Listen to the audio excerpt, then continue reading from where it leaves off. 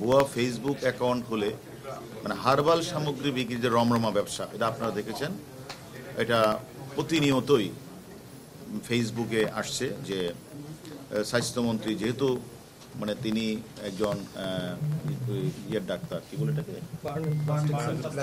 Burn and plastic doctor, সে কারণে যাদের মাথায় অর্থাৎ চুল নেই, অথবা যাদের মুখে বিভিন্ন স্পট অথবা বিভিন্ন ধরনের মানে এই প্রবলেম রয়েছে চোখে মুখে চেহারা বা চুলে বা চুল গজানো, সেক্ষেত্রে ওরা বিভিন্ন ব্যক্তির নাম ব্যবহার করে, বিশেষ করে কারো চুল নেই, কারো মুখে স্পট, মেস্তা, এগুলি দেখিয়ে স্বাস্থ্যমন্ত্রীর যে ফেসবুক, সেই ফেসবুকটা ব্যবহার করে বিভিন্ন সময় তারা হেয়ার টনিক এবং চুলের ট্রিটমেন্ট সহ বিভিন্ন চলতা বিজ্ঞাপন দিয়ে সাধারণ মানুষকে বিভ্রান্ত করে আসছে।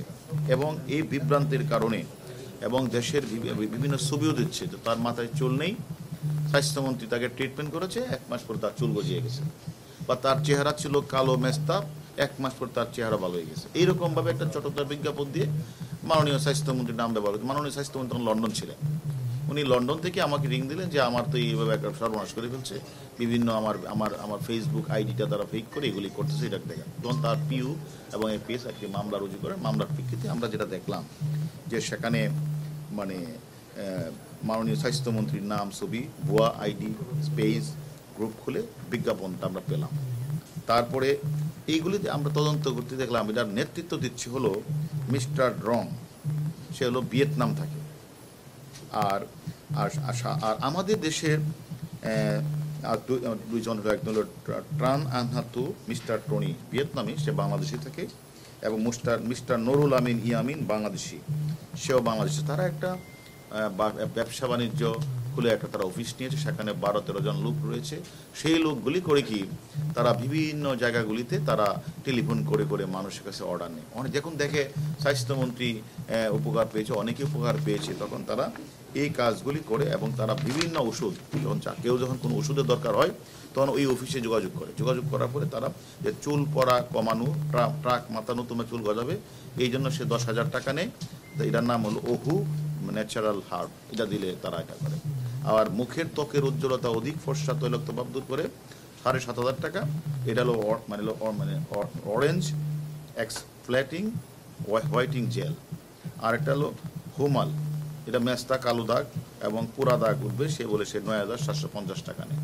এইভাবে বিভিন্ন, আসলে এইসব সমস্যা তো আমাদের বাংলাদেশের অনেক লোকেরই আছে, কারো মাথায় টাক, কারো চুল নাই, কারো মুখে মেস্তা, বা এই পুঁজিটাকে ধারণ করে, এবং সাথে স্বাস্থ্যমন্ত্রীর আবার তার আবার ফেসবুক, এটা দিয়ে মানুষ মূলত একদম এমনভাবে অর্ডার দেওয়া শুরু করেছে, কোটি কোটি টাকা তারা কামাই করছে।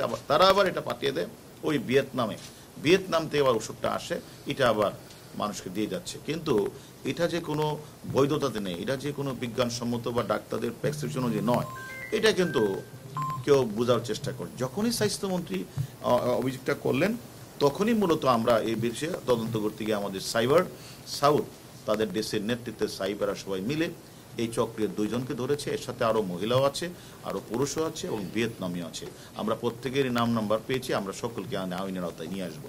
আমরা মনে করি তাদের কাছ থেকে আমরা 3টা মোবাইল, 4টা ল্যাপটপ এবং প্রতারণার উদ্দেশ্যে বিভিন্ন চাইনিজ, ভিয়েতনামি পণ্য যেগুলি, এগুলি আমরা এনেছি। এগুলি অনেকেই মনে হয় ইউজ এখনও করছেন। তা আমরা বিনীত অনুরোধ করব, যারা এইভাবে ডাক্তারের প্রেসক্রিপশন ছাড়া আমরা এই ভিয়েতনামের কথা শুনে আর আমাদের মাননীয় স্বরাষ্ট্র ভুয়া পেজ দেখে এগুলি ব্যবহার না করার জন্য আমরা বিনীত অনুরোধ করছি।